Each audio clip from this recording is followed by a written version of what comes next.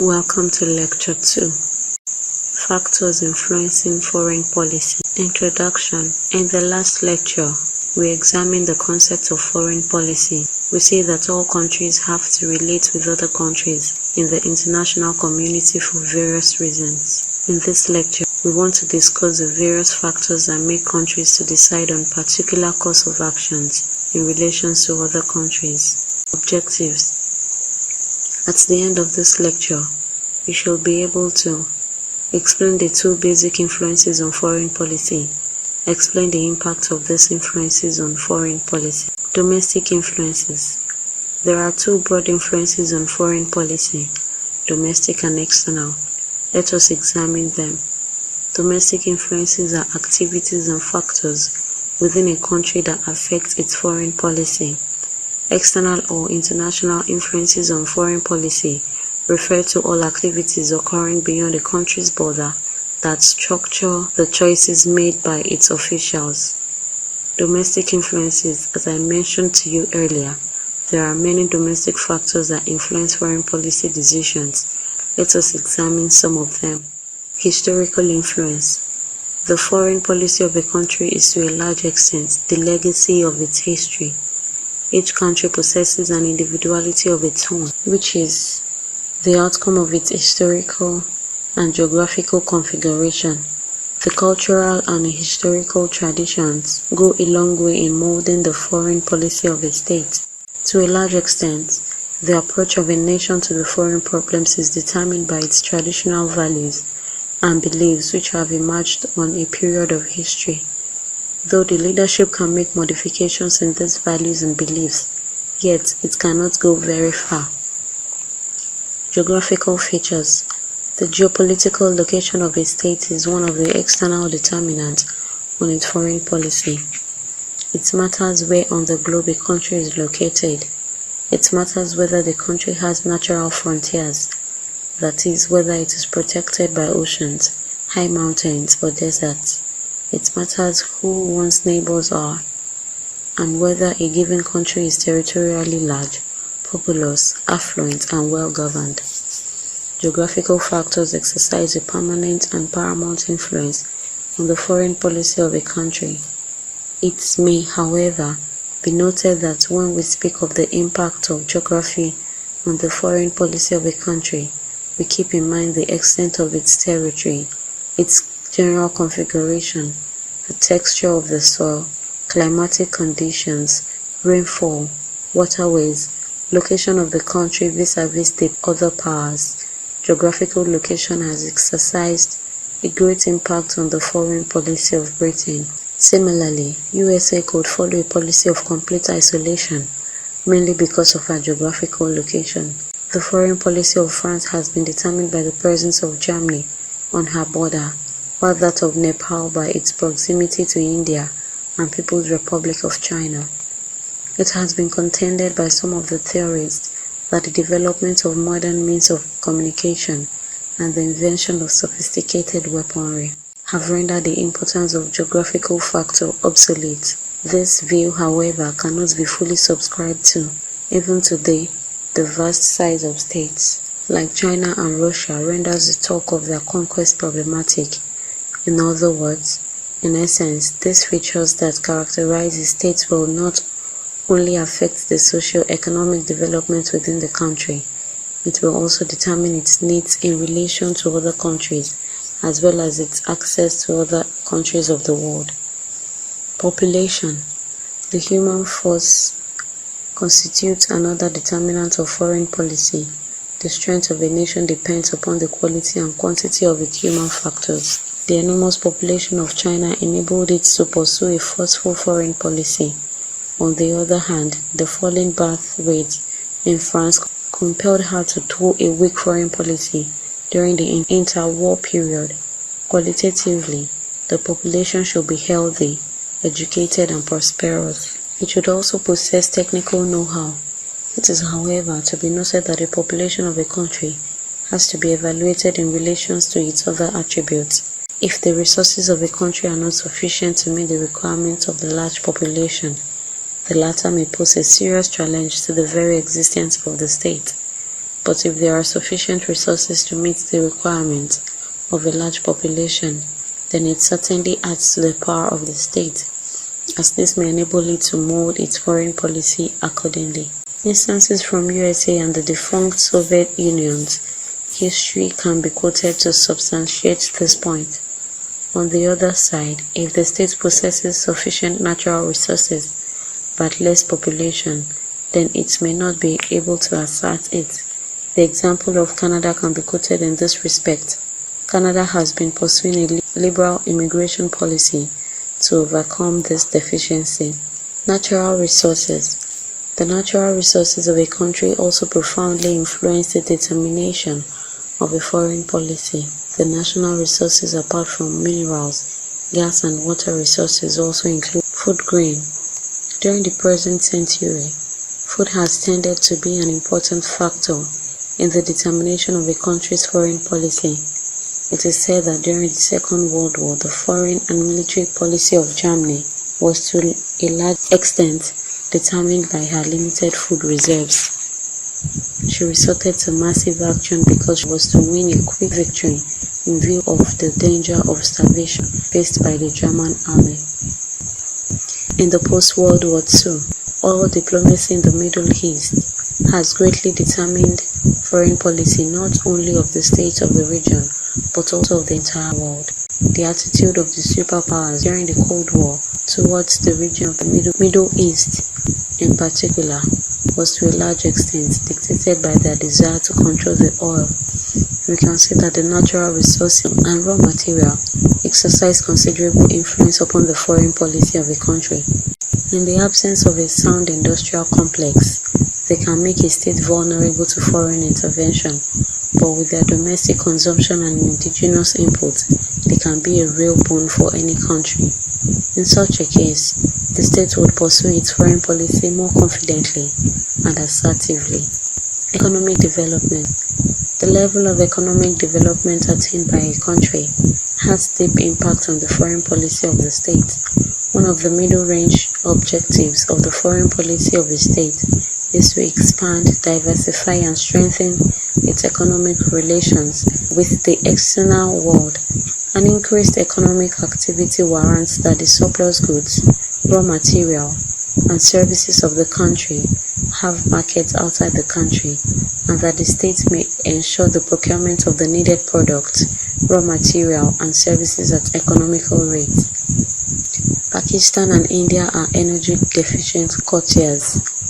This deficiency on the part of these countries, in particular and the rest of the world in general, has been one of the important determinants of their foreign policies. Industrial development. The industrial development of a state also plays an important role in determining its foreign policy. This is evident from the fact that industrially developed countries like USA, Russia, Japan, Germany, France, and England are able to exercise great influence in the international affairs. Realizing the importance of this factor in adding to the strength and prestige of a country, even the underdeveloped and agricultural countries are keen to get industrialized as quickly as possible. A country possessing rich natural resources has to depend on the advanced countries for capital and technical assistance, so that these resources are exploited to the maximum level. A naturally gifted state devoid of effective infrastructure is almost as poor and backward as any resourceless state can be. So development of a sound infrastructure is a sine qua non in order to enable the naturally gifted state to fully capitalize on its natural resources and utilize them in their industrial complex. Military capabilities. The military strength of a country also determines the effectiveness of its foreign policy. A state possessing sufficient military strength has greater initiative and bargaining power in the international arena. The ability of a country to deploy its own armed forces outside its own boundaries when there is need for such is a very important factor in its relations with other states in the international arena. The case of Israel can be quoted as an example. She continues her precarious existence despite the combined opposition of the allied nations. She has power to maintain an assertive foreign policy. Unlike geographical and natural resources, The military capacity is not a static factor. It keeps on changing. The states try to impress about their military superiority in a number of ways, such as nuclear tests, mobilization of army, periodical display of military forces, devices and techniques. Mass media. The mass media play a very crucial role in foreign policy. The mass media include newspapers, magazines, television, and radio. They communicate information on the activities of the government and happenings both within and outside the country to the people. The media try to uncover and publicize what the government wants to hide. Foreign policy decision makers also rely on the media for information about foreign affairs. In other words, the media contributes to the process of foreign policy making by disseminating factual information on the basis of which people take decisions, by publishing specialized articles on current international developments which enable the masses to understand the importance of development in their country as compared to the past developments, and by analyzing the policy of the government that are related to foreign affairs. Public opinion. Public opinion is the range of views on foreign policy issues held by the citizens of a state. Public opinion has greater influence on foreign policy in democracies than in authoritarian governments. This is because people enjoy more freedom of speech under democratic regimes than during authoritarian regimes like military rule. In fact, public attitude towards foreign policy issues, for example on issues such as refugees, amount of foreign aid, or declaring war, are partly shaped by media coverage and point of view of the media. Good governance and leadership. The government and the leadership play an important role in determining the role which a country is going to play in the international arena. In fact, it is government and leadership which converts the potential power of a state into actual power. The quality of government depends upon a number of factors, such as support extended to it by the population, the organization of the government, the quality of persons serving the government, willingness of the government to take the aspirations of the general people into account, and so on. The quality of a government to a large extent depends upon the type of leadership available to it. Leaders like Hitler, Mussolini, Bali Thackeray, and Narendra Modi could easily disturb the forward and steady movement of the nation. They jeopardize international peace and security as well, whereas leaders like George Washington, Abraham Lincoln, Winston Churchill, Qais Azam, Muhammad Ali Jinnah, Jawaharlal Nehru, Kenneth Kaunda, Marshal Tito would serve the nation most efficiently and steer the nation's ship safely from the troubled waters to the safe shores. External influences. By external influences, we mean those factors outside of the state or within the international system which influence actions of states. For example, if there is a crisis in Niger that shares border with Nigeria, Nigeria needs to act decisively. If it is a civil war, for instance, there will be refugee influx into Nigeria, which the country will have to cope with. Let us also examine some of the external factors that determine foreign policy decisions. Power structure. The modern state system has been in existence since 1648, Treaty of Westphalia. The modern state system includes major and middling and small powers. All states conduct their own foreign policies. One primary objective of each country's foreign policy is to maintain its own political independence and security. In the traditional multipolar system, it was easier for states to switch sides and gain maximum gains from all sides. Thus, Italy used to use this skill deftly and switch sides during the height of World War I to gain its share in the post-war colonial arrangement. During the bipolar world system, however, the ideological fault lines were more clearly marked, and it was not easy for states to switch sides frequently. Thus, During the Cold War, the countries of the Eastern Europe, under the security umbrella of the Warsaw Pact, were under the direct influence of the former Soviet Union, and the countries of the Western Europe, together with the US and Canada, entered into an alliance known as North Atlantic Treaty Organization (NATO). The states were faithfully wedded to their respective alliances, and any signs of freedom were strictly checked by the two superpowers. The demise of the Soviet Union and the advent of the unipolar world has its own system dynamics. Bush's "either with us or against us" sort of declaration made many states from the margins of the system to come forward and play effective roles in the so-called global war on terrorism. Pakistan was to take a smart strategic U-turn in order to be able to take advantage from the changed international structure. Every type of power structure at international level has its own particular dynamics, and that has its impact on the foreign policies of the state. International organizations. The role and importance of international institutions as instruments of states' foreign policies on the political, military, functional, economic, and humanitarian roles played principally by the United Nations in international relations cannot be ignored.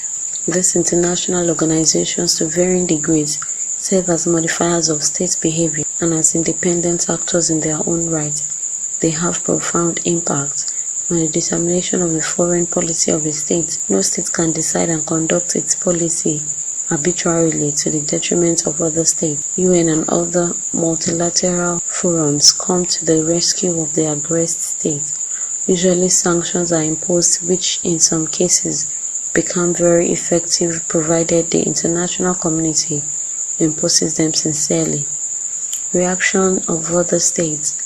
Likewise, the system of states is fast transforming into a society of states, states where each and every individual state has regard for the rights of other states, being sensible to the sensibilities of other states. No state can adopt a unilateral policy.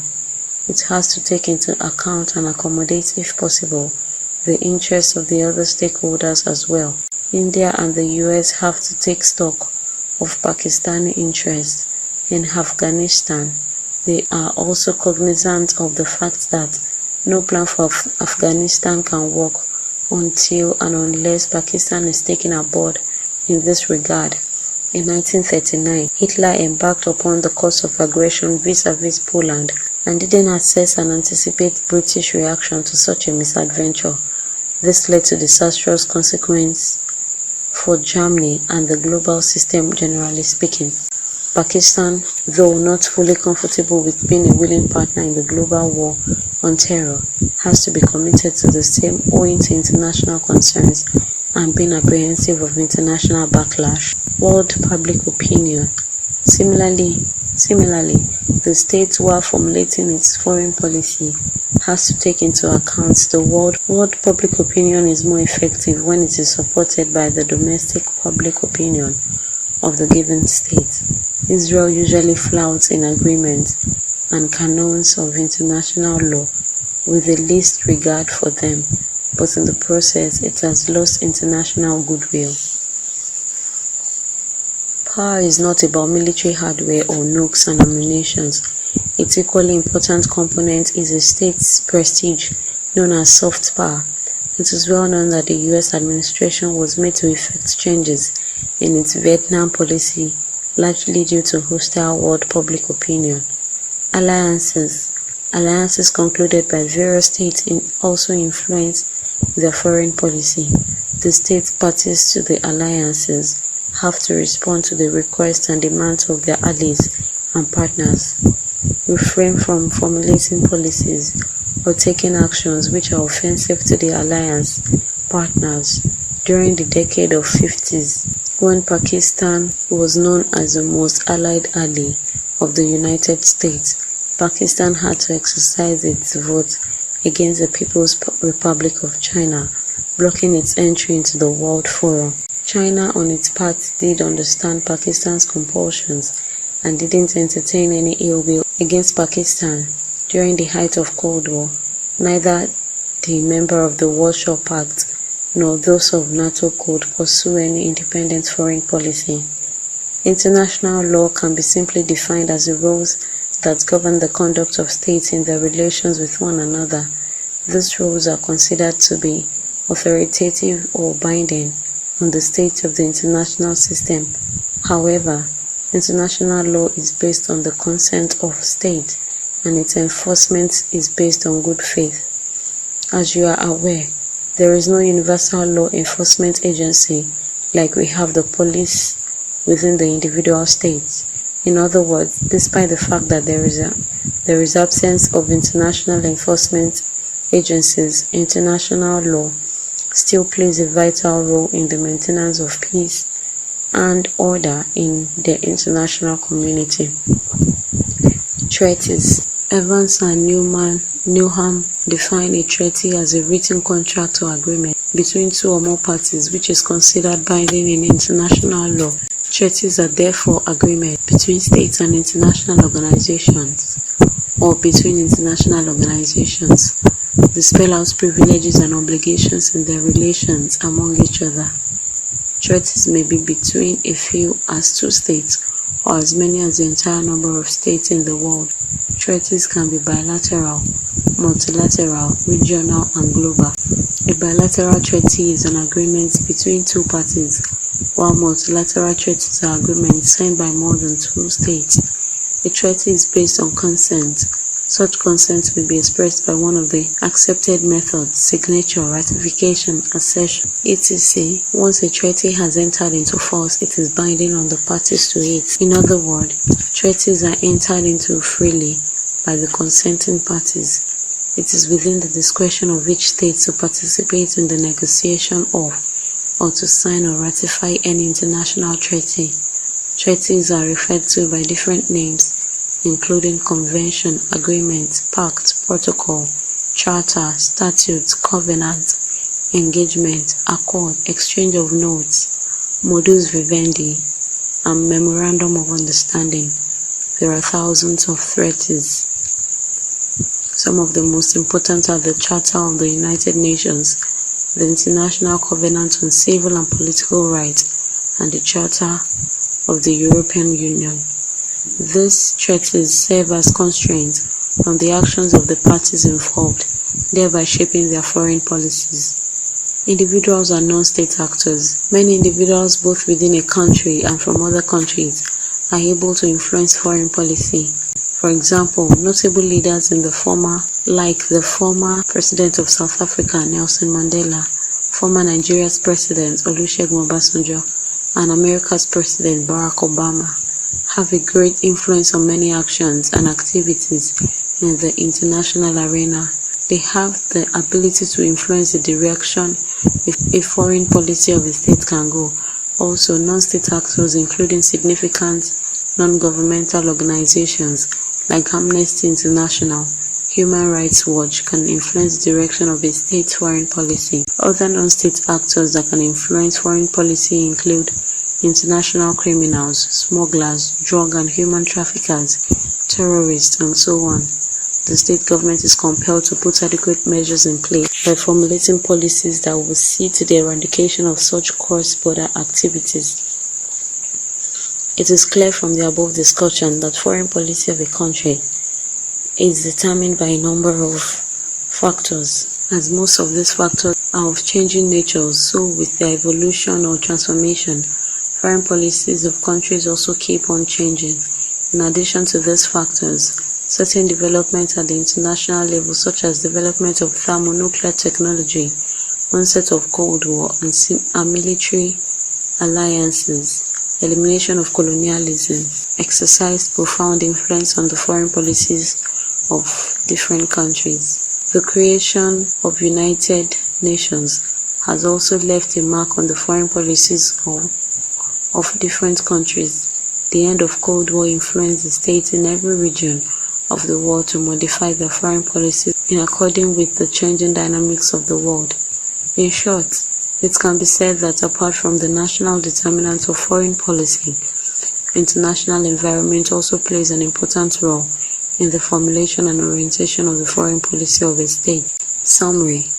There are two basic environments that determine foreign policy: domestic, features, factors and forces that are peculiar to a state from which the policy is being formulated, and external, the recipient of foreign policy, environment.